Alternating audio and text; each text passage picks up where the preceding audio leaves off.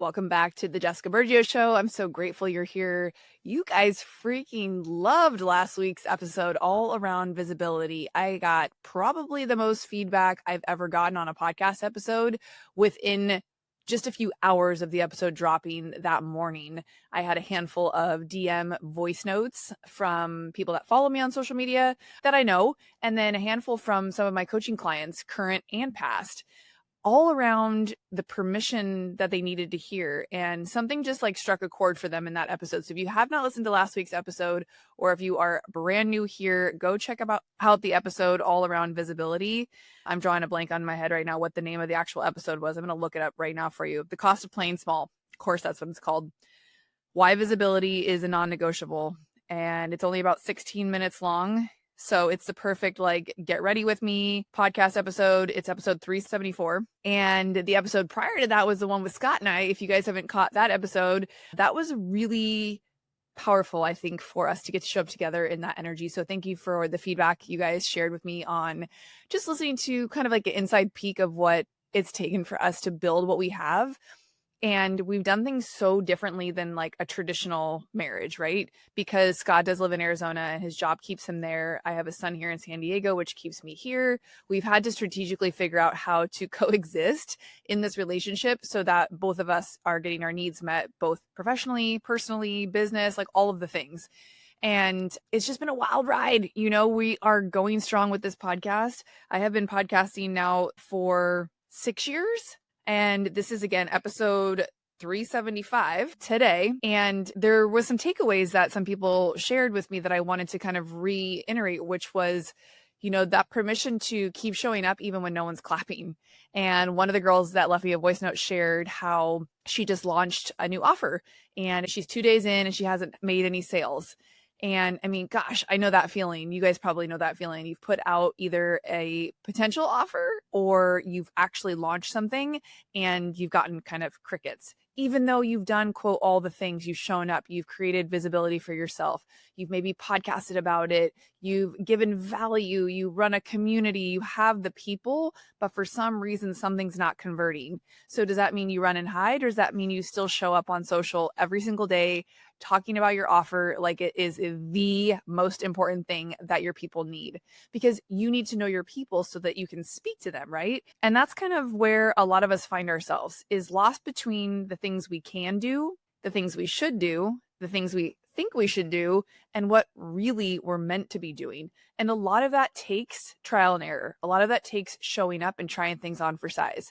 So if you are in that season of still trying things or figuring out where your lane is in the season of life that you're in, please give yourself some grace while you navigate these seasons, because none of it is wrong and it's all just data. And we need that data. We need to even track that data of how things are feeling. You know, even if you are making conscious sales in your business, if you have a membership, a program, a course, anything, how is it feeling? Does it still feel authentic to you? And that was another conversation that came through my DMs, was how authentic people want to feel in their marketing and how they are just seeing right through the bullshit of the bro marketing, as people like to call it, and the fake marketing of like selling people a pipe dream when really you don't actually give them any value, whether it's through like a $27 lead magnet or trying to simplify something like manifestation into a just do this. This is how I did it. You have to remember, people are not a one size fits all, right? That's why there's different sizes of clothing. There's different foods that certain people can eat. We are all built differently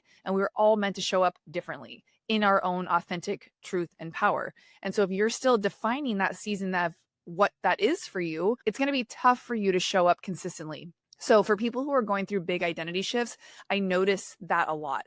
They question how they should be marketing. They question if what they're doing is how they should keep doing it. And as a mentor and coach, I'm really just here to be a mirror for you, to either bounce ideas around with you or to explore certain things and see how they land in your body. So for instance, again, one of my clients, she shared how what I said to her didn't really land right. I talked about creating a marketing plan for a particular product that she has. You know who I'm talking about if you're listening to this episode. And she didn't really like that. And she gave an example of how she was sold into somebody else's something or other and how she showed up for it. And it was, I'll just say for lack of better terms, lame. It didn't give a lot of value and it just undersold the marketing that went along with it. So we never want to be that person, right? We don't want to oversell and then underdeliver. We want to create the right identity around the products that we offer and the services that we provide, but we want to over deliver, right? We want that value to be jam packed so people know exactly what to expect, what they're going to get, all of that in between. So this is just a great reminder to keep playing around with the conversations you're having, whether it's on your podcast, in your stories, with the people that are in your DMs, the communities that you're in, the networks that you roll with, and see like what feels good in your body and what is actually landing with the people that are in your space, because the right people will find you if you keep showing up, which is why I talk about visibility all the time. And the right people will want to get into your world, whether it's onto your social media because you're showing up, or listening to your podcast, or buying into your memberships, your courses, your programs, whatever that looks like. So today's short episode is just that reminder. Keep showing up even when no one's clapping, and then keep rechecking in with yourself around how you are built to authentically show up. Stop looking elsewhere for that validation and connect back to who you are and what it is that you're here to do. Sometimes we get lost in, again, the comparison trap of like, I should be doing this, I should be doing that, I could be doing this, I could be doing more. Yeah, but you could also be doing less and doing it better. So getting that clarity is huge. And that's why if you were on my email that went out last week, I think it was on Friday, you saw that the Cabo Mastermind Retreat is open, and we are taking just a handful of women. We want to keep this container super intimate and super curated. So I'm going to be ultra picky about, who's in that room together, because I think it's really important to know that I am vetting everyone that comes through so that you will be in the right room with the right women. And that's not to say that I'm, gatekeeping anything from anybody, but if you've been in a mastermind group before, if you've been in even membership groups before, you know that your time, energy, and money needs to be matched with the right people. And if someone, the facilitator, me, can curate that for you, then you'll have more of an opportunity to have success in your experience. I know that the room will just merge and blend better. So if you didn't get that email on Friday, be sure to DM me if you're interested in Cabo. It's going to be literally 4 days of magic. It's like a 5-day trip. It's April 12th through the 16th.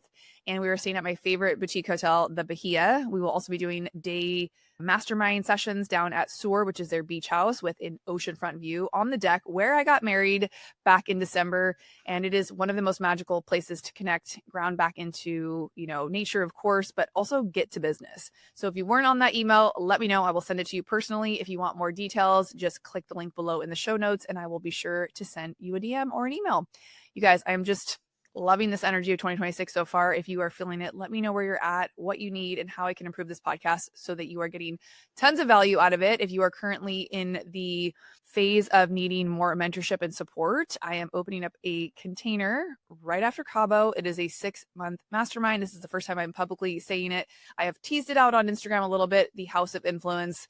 More information will be coming out on that very soon, but right now I'm focused on getting the right room together for Cabo and building that retreat into the dream retreat that I've been curating for 3 years. You guys know I've been going down there for almost 15 years. If you are new to the podcast, it is like my special place to reconnect. I'm going in like 2 weeks for my birthday. I go almost every year for my birthday. Sometimes I go 2 or 3 times a year, to be honest.